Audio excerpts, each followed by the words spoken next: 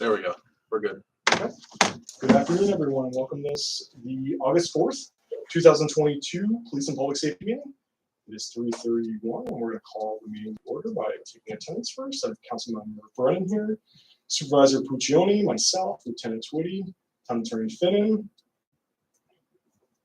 Comptroller Greenwood, Seth Goldstein, Councilmember Moskowitz. No, we're good.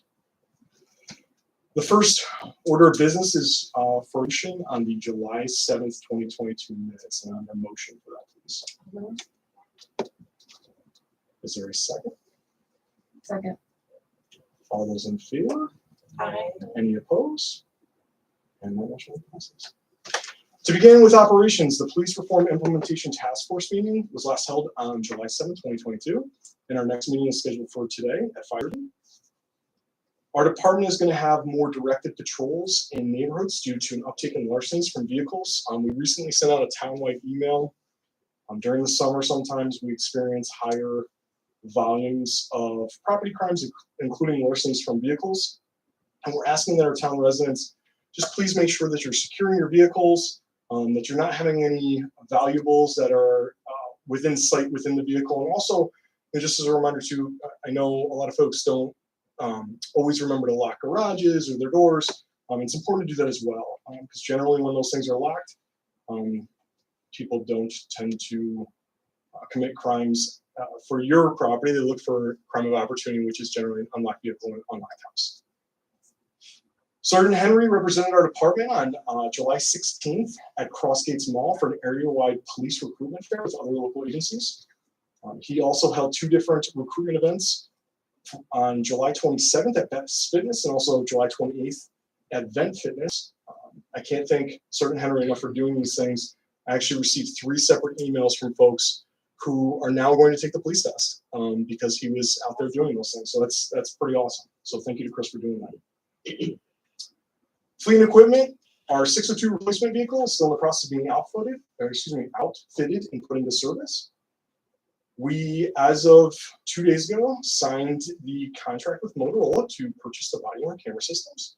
And I know that Seth Goldstein is also working very diligently on getting all the parts in for the body-worn camera back-end system. And we've been speaking about that, and we're getting that up and moving, and hopefully we're gonna get those things as quickly as possible. And speaking with Motorola, it does look like there's a 6 to 9 month supply chain lag time. So we anticipate hopefully having those for the new year up and running. Our department has ordered 2 new police bicycles. Anyone that follows this, we did get a donation from the Janelle Group, and we purchased them through the Bicycle Patrol Outfitters. Again, supply chain issues. We don't anticipate getting those until December or January. They emailed me back, but we're looking forward to replacing some of our older bikes and getting these new ones with that donation. So again, we thank the Janelle Group for their efforts in helping us with that. The building, the Sally Port drain is still plugged. Charlie Bergami is still on top of it, looking for creative ways to solve this. I just want to mention out loud that obviously it hasn't been problematic for us necessarily in the summer or warm months. However, as we move towards cold months, we may have to have a conversation with either the highway department or water and sewer about utilizing their bays to be able to wash our police cars, because obviously we can't wash cars out in the parking lot in the middle of winter because it causes ice problems and everything else. So something just to keep on our radar. Another building issue that we ran into over, was it last weekend, Joe? Weekend before? I'm confusing my days. The air conditioning system had a leak through the ceiling in the police department. We had a lot of the ceiling in our main hallway sort of collapsed with water. And Ronnie and Charlie have been working diligently on that, getting it dried out, and looking to sort of correct those issues. But if you do visit our police department, we don't have a ceiling currently in that area. So training, officer guests graduated today. Myself, Councilmember Brennan, Councilmember Moskowitz attended the graduation, also Lieutenant Twitty. For officer guests, we're pretty excited about it. Lexi's coming to us now and being full-time field training, and we're going to get her up and running and out on the road as soon as possibly can, so that's exciting. Recruit Spataro has begun the Zone 5 Regional Law Enforcement Academy training as well. I'm getting continuous good reports. Reports in the academy generally consist of, I haven't heard their name yet, so that means they're doing okay. So that seems to be the general trend with them.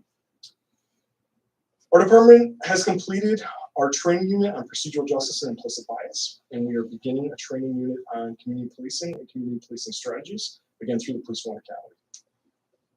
Sergeant Party will be attending assisting individuals in crisis and group crisis intervention training through New York LEAP, September 12th and 13th.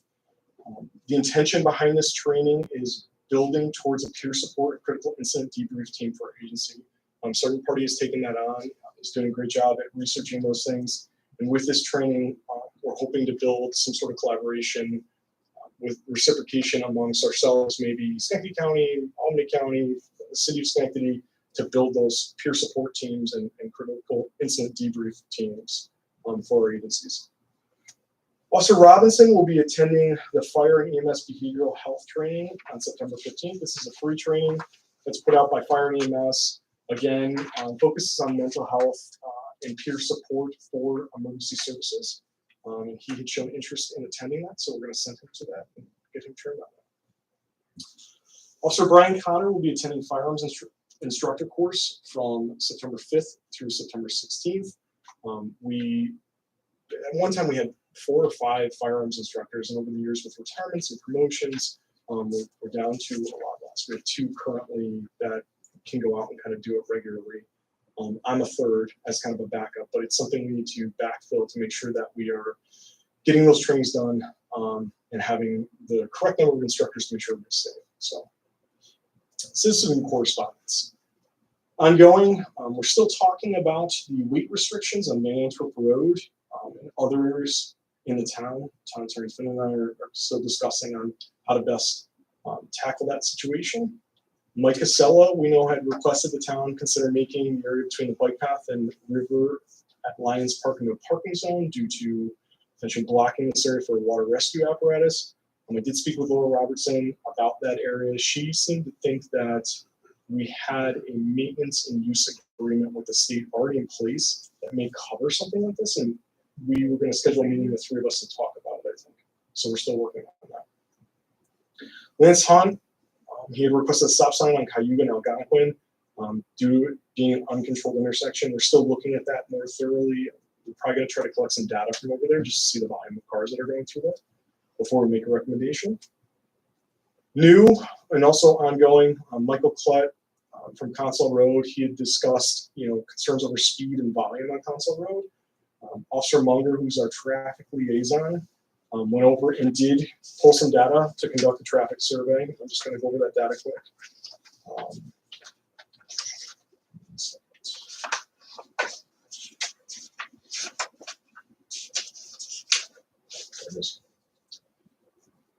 He pulled the data for the month of July. The 85th percentile was right around 40 miles an hour, with the average around 34 miles an hour. He spoke to Mr. Klett extensively about a number of things over there. The difficulties on Console Road with even running radar over in that area because of the twists and turns and bends. Mr. Klett did actually state that he would like to see the sign pulled, the electronic sign, which is not typical for residents to want that pulled, only because he felt that people are speeding up after it towards the bend. So it's something we're going to look at. Officer Munger's working with him, but it is a part of our regular traffic engagement schedule that we have out there. Town events. The farmers market is ongoing. I just want to mention again, July 9th, we were there. The next one is August 6th, which is this weekend. And I believe Sergeant Henry or Sergeant Relation will be there setting up. So please stop by and say hi to us. We'll also be attending September 3rd and October 15th for Coffee with a Cop. Great news, Coffee with a Cop program, we're going to expand it. I spoke with NCAP and I secured some grant funds through them to give us some paid overtime to be able to do this at different locations throughout the town. Kristen Streeter was amazing about this. She said she wanted to make sure that we were out doing this. She saw that we were doing this at the farmers market.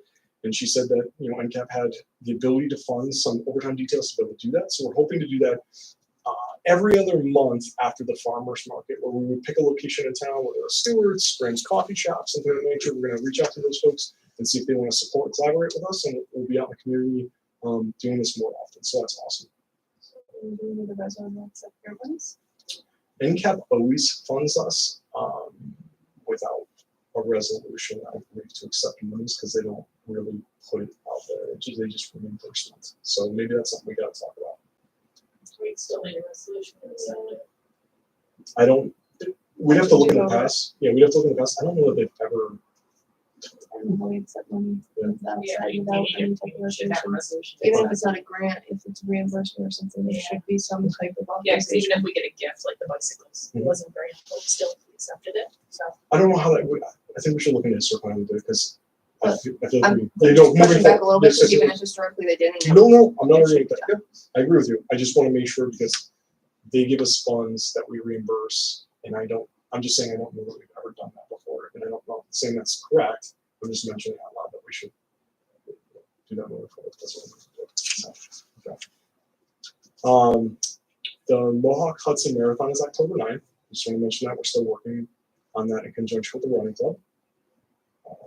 The Niskana Shred event is October 22nd, and that's here at Town Hall. The Drug Take Back Day, we do 2 a year. Is that right, John? Yes, we do. Spring and fall. Yep, is October 29th.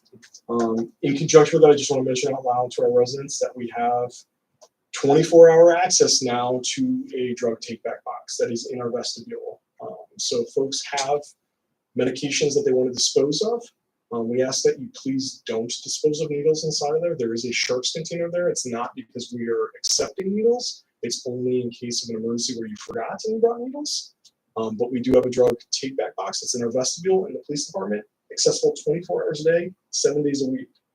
So I appreciate Lieutenant Twitty getting that up and running and getting that down there because I think it's going to give better access to folks because traditionally they can only come either at drug take-back day or come to town hall during business hours. I didn't receive anything from the town clerk or the court.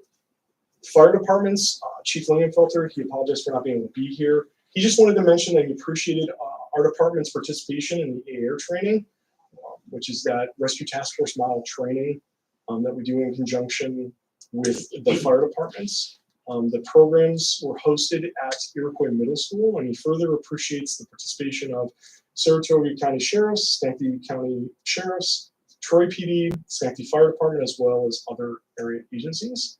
And he wanted me to mention that their department was able to complete the initial training of the remainder of their career staff and their medical director with this last training. So that's awesome for them, and it was great for us. We had 4 different people over the course of the 4 days participate and get those certifications, and we appreciate everything that the fire department did to set that up and get that training done. And I know some folks in the room participated as actors for those things and shared some experiences with me, and I think it's a great thing that we're all working together for this training should we ever need it in the emergency. So I thought it was, I attended from the fire department end, and it was amazing to see our officers. I thought it was extremely impressive and good training.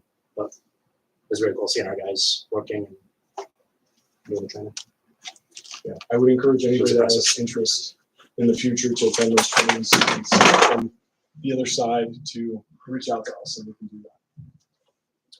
The school district, Supervisor Puccioni, Councilmember Brennan, and myself met with the new superintendent, Carl Mamonte, on August 1st of 2022. It was an excellent meeting. I think that, and I'm going to call him Carl because I can pronounce his last name wrong. Superintendent Mamonte has a real passion for our school district. It was very clear, and he is very much wanting to build bridges between sort of our municipality and the school district, the police department, and we're very excited about that conversation and working in collaboration as a team moving forward. Oh, I'm sorry. I failed to mention that. See, this is why I need people around me. Who was there? It's MUNN. It's MUNN? Well, I looked it up online and it was spelled that way. So I'll double check it. Personnel. The department will continue to be recruiting for potential lateral transfers and assessing the current civil service list for potential hire for the January academy class.